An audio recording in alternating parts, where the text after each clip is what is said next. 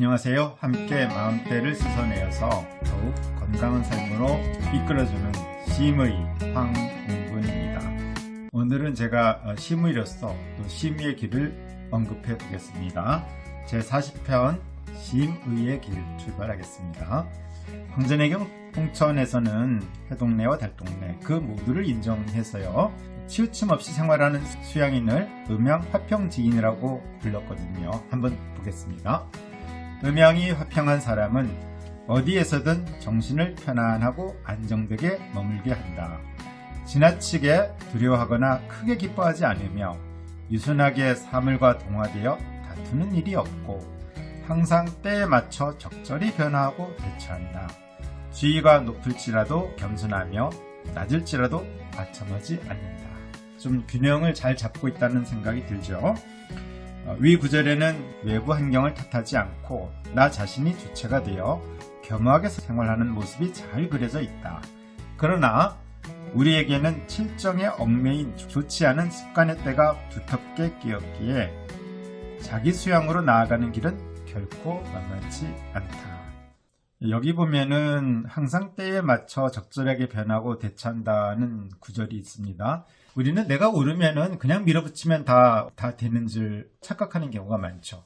그 어려운 주역을 명쾌하게 주석을 했던 정인천이라는 학자는 주역은 두 가지면 끝난다.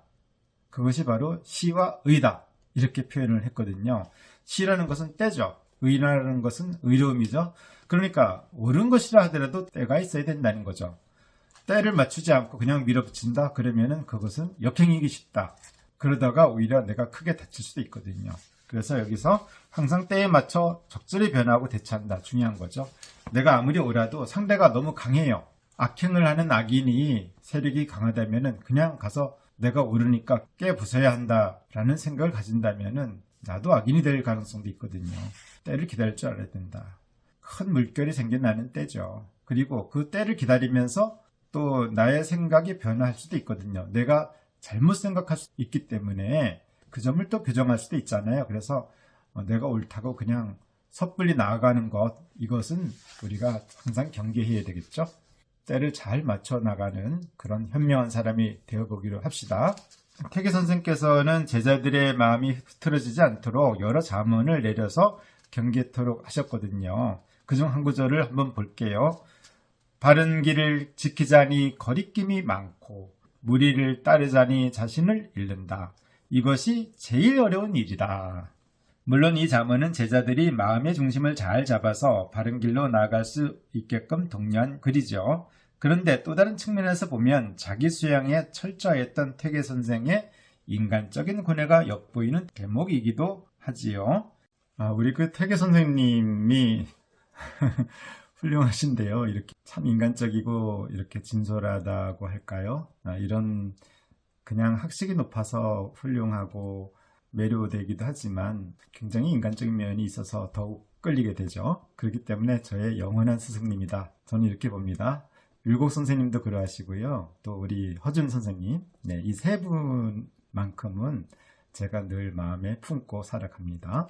마음병으로 자식을 의뢰했던 50대 초반의 부부가 한 달 만에 찾아왔어요. 제 아들이 치료를 거부해요. 치료비를 돌려주세요. 왜 자녀가 그런 이야기를 하는지 그 이유를 물어보셨나요? 일단 아이가 싫다고 말하잖아요. 이제껏 아드님은 망상이 심하고 게을렀어요. 모든 것을 자기 식대로만 하려고 했죠. 저는 지금 아드님에게 자립의 길을 열어주기 위해 그 기초 단계로 설거지, 청소, 빨래를 하도록 교육시키고 있어요. 지금처럼 게으름을 피우고 망상하며 살도록 내버려 둘 수는 없잖아요.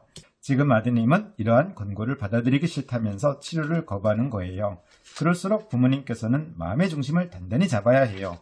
일단 부모님께서 아드님의 치료를 맡겼다면 이런 문제를 어떻게 해결해야 하는지 먼저 저와 협의해야 하지 않을까요? 그러니까 어른들이 먼저 잘 협의해서 우리 자녀들 이끌어야 하는데요. 자녀들을 사랑하는 마음은 저 시므이나 부모님이랑 똑같거든요.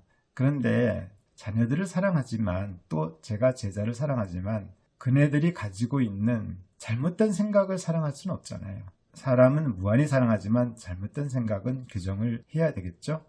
이것은 그래서 바른 순서가 아니다. 틀린 길을 따라갈 수는 없잖아요. 아무리 자녀가 예쁘고 또 저 입장에서 아무리 제자가 사랑스럽다 하더라도 제자가 잘못된 주장을 할 때는 그것을 따라갈 수는 없거든요. 이럴 때는 그건 아니다고 말해주고 입장을 확고히 하는 것이 중요하거든요. 그래야지만이 제대로 진도를 나갈 수 있습니다. 물론 심성을 지도하는 선생이나 부모는 환희의 말을 잘 경청해야 한다. 그러나 그 말이 이치에 부합되는지의 여부를 잘 살피지 않고 무조건적으로 환희의 말을 따르는 것은 오히려 병세를 악화시키는 주된 요소로 작용한다. 그렇습니다. 잘 주의해야 되겠죠? 이런저런 사연으로 인해 마음 공부를 계속적으로 진행시키는 일이란 결코 녹록지 않습니다. 그러나 심의는 한번 시작한 치료의 끈을 쉽게 놓지 않습니다. 때로는 이로 인해서 오해가 발생하지만 심의는 이를 개의치 않습니다. 그건 상대의 오해일 뿐이고 또 그렇게 오해할 권리가 있기 때문이지요. 일정 시간이 지나면 소복이 내린 오해의 눈을 쓸어낼 날이 꼭 찾아오거든요. 이때 한꺼번에 다 쓸어내면 됩니다. 저는 그렇게 믿고 나아가고 있습니다. 어떤 경우에는 더 심한 미움을 받기도 한다. 그러나 누군가를 미워하면 역설적으로 미워하는 그 사람을 닮게 되는 법. 결국 환우도 보호자도 심의들을 닮아서 다시금 더 철저히 마음 공부에 임하게 된다. 저를 존경하는 마음과 저를 미워하는 마음이 같거든요. 못된 시어머니를 미워하는 며느리는 못된 시어머니의 마음을 닮는다고 하잖아요. 미워해도 닮게 되거든요. 누군가가 저를 많이 미워해 주신다면 저는 또 이 자리를 들어서 감사의 말씀을 전합니다. 많이 미워해 주세요. 내 떡썰기 충실하면서 제 얘기를 성실하게 가도록 하겠습니다. 율곡선생은 경목요결 입지에서 다음과 같이 말하고 있습니다. 처음 공부할 때는 먼저 모름지기 뜻을 세워야 한다. 반드시 성인이 되기를 스스로 기약하며 털끝만큼이라도 자신을 형편없다고 비하하며 내던지는 생각을 가지면 안 된다. 우리 율곡 선생님은 또 깔끔하죠. 확실하고요.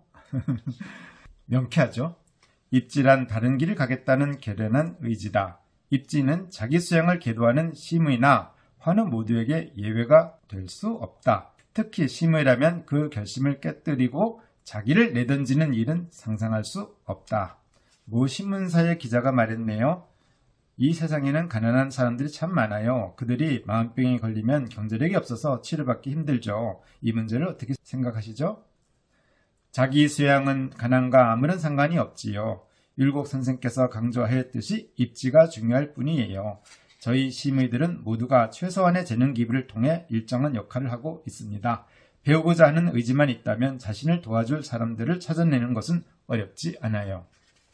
네, 요즘 이렇게 유튜버가 열려가지고요. 우리 심의 선생님들도 그렇고 저도 그렇고요.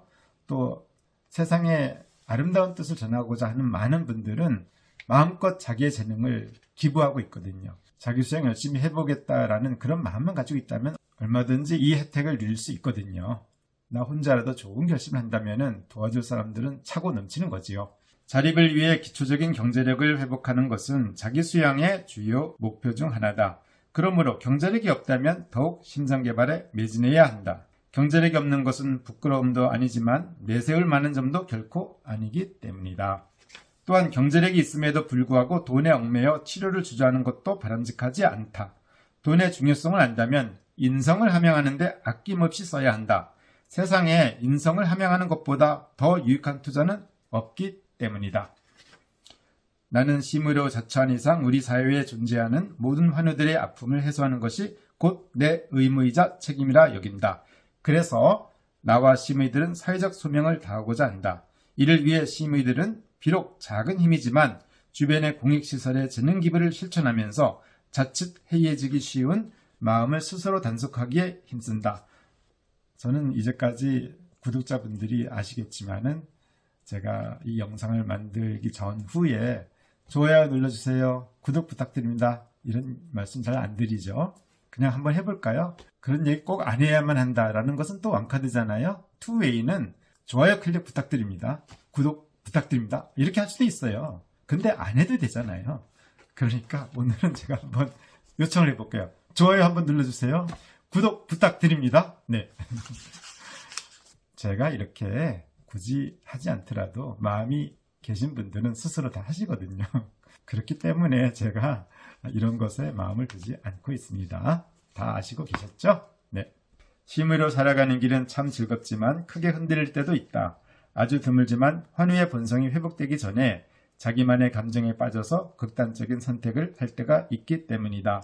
이를 보는 내 가슴은 움푹 패여 휑한 구멍이 뚫린다. 아마도 부모가 자식을 잃은 심정이 이러할 것이다.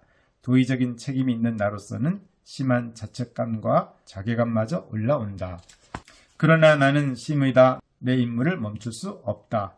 나는 거리낌이 많더라도 바른 길 가라고 말씀하신 태계 선생님의 말씀과 언제라도 자기 수양을 멈추지 말라는 구암 선생님의 가르침을 되새기며 비통함을 털어내고 다시 마음을 잡는다.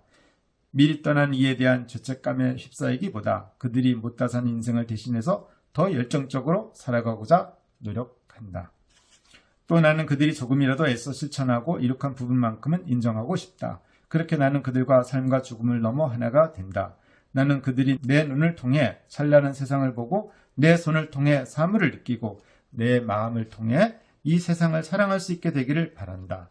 어찌하는가? 또 다른 삶과 우주가 있어 내가 그들을 다시 만나 새롭게 출발할 수 있을지.